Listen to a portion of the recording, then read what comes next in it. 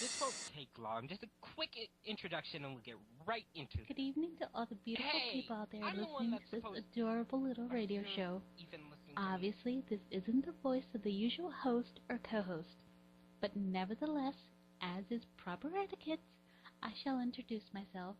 My name is Kaida Kodan, and with me is my dearest cousin. Why do I get the feeling like the show's being taken over? Oh, I wouldn't do that if I were you. He doesn't like his, personal space air. You may simply refer to me as Nicholas Damon. I, of course, am the fabulous one who has a perfect eye for fashion, which is what we were doing before running into these rather unique creatures called unicorns. I must say that one with glasses has an excellent choice in colors. Whilst I prefer the one with such a lovely mark on her. I've never seen a musical scythe before, and it nearly makes me wonder if I could have one custom made. They're called cutie marks. Excellent. Why, yes, I do. Finally, someone who understands me, unlike some pony. Oh, not this again. We've been over this before, Splash. I just don't like standing out that much, and your taste is so colorful and over the top. I wouldn't look good in them. Don't even think of trying to take them home with us. We don't know what they eat because they're not horses from our world. And those horns probably hold a great deal of magic in them, which could make them dangerous. Oh, but look at them. They're so small and all alone in this scary world. Besides, they're not the only ones who can control magic, silly cousin. Oh dear, pretend I've said too much. Oh, relax, cousin. Remember that our jobs always involve using our magic to help those who come to us in need. It's nothing that we should hide, and who better to understand us than these two little ones?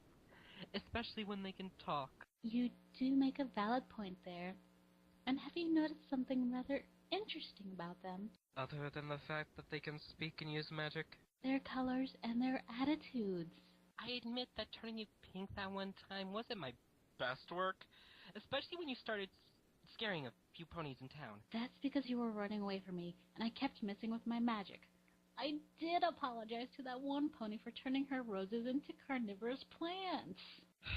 You've lost me on such matters, my dear cousin. What do their colors, or for one, lack thereof, have anything to do with being interesting? Oh, honestly, Nicholas, how is it that the simplest of things can so easily elude you? Their colors are of interest because at one point, if you recall, I did dye my hair the same as her mane. Now that you mention it, I do recall designing an outfit with the same color scheme like his coat, and it so happened to be one of my more fabulous styles, if I do say so myself. Right. Moving on to their attitude. Are you going to say that they act just like us? Of course not. I never once witnessed you acting so hyper or perky before. But the way they talk to one another. I do so hate it when you're right about things like these. You always were better at spotting the smaller details. How is it possible for humans to even use magic? We're unicorns and we can feel when there's magic around, but we've been here for a really long time now and we couldn't sense any in the air. Oh, that's simple to answer, my colorful little pony. The world which we live in does have magic. It's buried in a way within the earth so deep that not many can even feel it, let alone use it. You said only some can actually use magic. How can you tell if another human is that type that can? Obviously, with unicorns, our horns glow when we do any magic. That might be normal for you, but in our world, it would be a little strange if our hands or even fingers glowed when we used our magic. It's more invisible on this side. I have to ask this question. It's been bugging me ever since we first landed here and found out that humans were real. What is up with wearing so much clothes? Especially when it's not even snowing outside. That's like asking a pony why they don't. To you it's natural not to wear anything, but when you discover the styles of clothing we have in our world, it'd be a crime not to wear them, darlings. Just look at how fabulous I look. What I want to know is, what's the deal with those hands? Ponies have hooves, and we can pick things up with them just fine.